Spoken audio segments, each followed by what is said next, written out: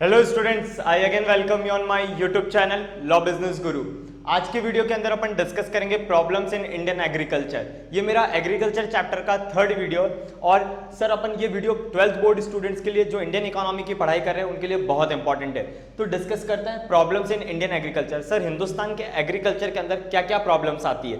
सबसे पहला आता है lack of permanent means of irrigation. Sir हमारे यहाँ पे प्रॉपर सिंचाई की व्यवस्था नहीं है, हमारे यहाँ पे खेती बाड़ी करने के लिए प्रॉपर पानी की व्यवस्था नहीं है, इरिगेशन फैसिलिटी प्रॉपर नहीं है। तो सर हमारे यहाँ पे कितनी बार इसी वजह से हमारे यहाँ पे प्रोडक्शन कम होता है, क्योंकि अगर हमारे यहाँ अगर इरिगेशन की फैसिलिटी अच्छे से होगी तो सर यहाँ पे प्रोडक्शन भी ज्यादा होगा, प्रोडक्टिविटी भी अच्छी होगी।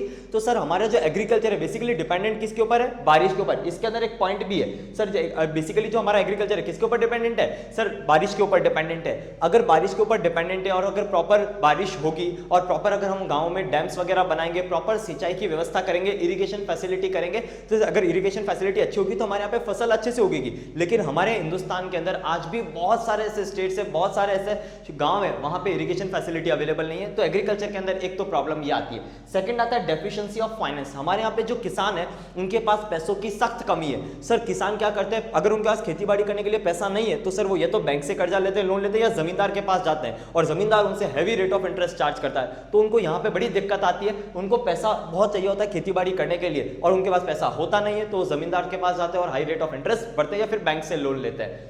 थर्ड आता है स्मॉल एंड स्कैटर्ड होल्डिंग। हमारे यहाँ जो किसान है ना उनके पास जो जमीन है ना वो बहुत छोटे छोटे में टुकड़े में स्मॉल होल्डिंग्स है, स्कैटर्ड होल्डिंग है, कोई जगह यहाँ है, कोई कहाँ है, कोई कहाँ, तो उनको उसमें खेती बाड़ी करने में बड़ी दिक्कत आती है, बड़ी प्रॉब्लम आती है। उनको रिसोर्सेज बहुत ज्यादा चाहिए होते हैं क्योंकि उनकी जमीन एक चक नहीं है। अगर ये एक चक जमीन होती तो उन्हें खेती बाड़ी करने का भी मजा आता। नेक्स्ट आता है कन्वेंशनल आउटलुक। हमारे यहाँ पे जो किसान है ना वो परंपरागत खेती करना चाहते हैं। कन्वेंशनल का क्या मतलब होता है? परंपरागत खेती करना। आज भी हमारे यहाँ बहुत सारे गाँवों के अंदर किसान जो खेती बाड़ी करते हैं या खेत को अगर प्रॉपर जोतना होता है तो सर वो बैलगाड़ी से जोतवाते हैं, न कि आज की तारीख में ट्रैक्टर वगैरह सब कुछ अवेलेबल है, फिर भी उनसे नहीं करते क्योंकि ट्रैक्टर वगैरह में चार्जेस ज्यादा लगते हैं। तो वो भी किसान जो है परंपरागत खेती करना ज्यादा प्रेफर करते हैं। इसी को अपन बोलते हैं कन्वेंशनल आउटलुक। नेक्स्ट आता है एक्सप्लोटेटिव एग्रीरियन रिलेशन। एग्रीरियन का मतलब होता है business relation between landlords and tenant. Agrarian relation का क्या मतलब हुआ?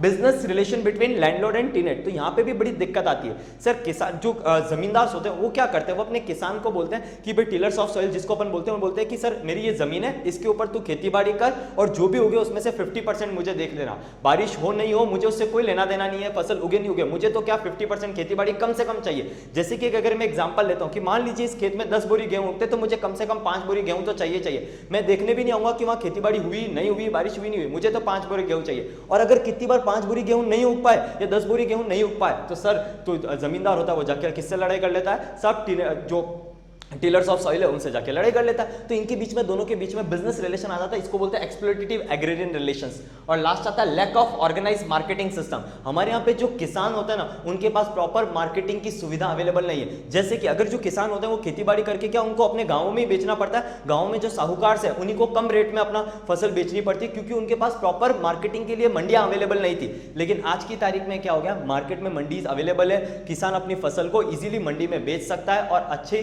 प्राइस मतलब उसको अच्छी प्राइस मिल जाती है मंडी में बेचने से। जबकि अगर वो क्या करता, पहले क्या होता था, किसान जो खेती बाड़ी करते थे उनको अपने गांव में जो साहूकार वगैरह होते थे जो उन्हीं को अपना माल बेचना पड़ता था और वो बहुत कम रेट देते थे, जबकि मंडी में उनको पूरा प्राइस मिलता है। और सरकार ने आजकल तो एमएसपी भी चालू कर दिया, मिनिमम सपोर्ट प्राइस भी चालू कर दिया, जिससे किसान को अपनी फसल का पूरा दाम मिल जाता है। तो ये सारे प्रॉब्लम्स आती है इंडियन एग्रीकल्चर के अंदर। एक तो इरिगेशन फैसिलिटी नहीं है, सेकंड किसानों के पास पैसा नहीं है, जमीनें हैं तो बहुत टुकड़ों में जमीनें हैं, कन्वेंशनल आउटलुक, हमारे यहाँ जो किसान खेती बाड़ी करते हैं वो परंपरागत खेती बाड़ी करना चाहते हैं, एक्सप्लोटेटिव एग्रीरियन यानी बिजनेस रिलेशंस हो जाता है टेनेंट्स और यानी अपने जो टिलर्स ऑफ सॉइल और जमींदार के बीच में। और लास्ट आता है उनके पास ऑर्गेनाइज मार्केटिंग सिस्टम अवेलेबल नहीं है ताकि वहां जाके वो अपनी फसल को बेच सके। और उन्हें अपनी फसल को गांवों में ही बेचनी पड़ती थी साहूकार वगैरह को जो कम पैसा उन्हें प्रोवाइड करते थे एग्रीकल्चर का। Thank you all of you.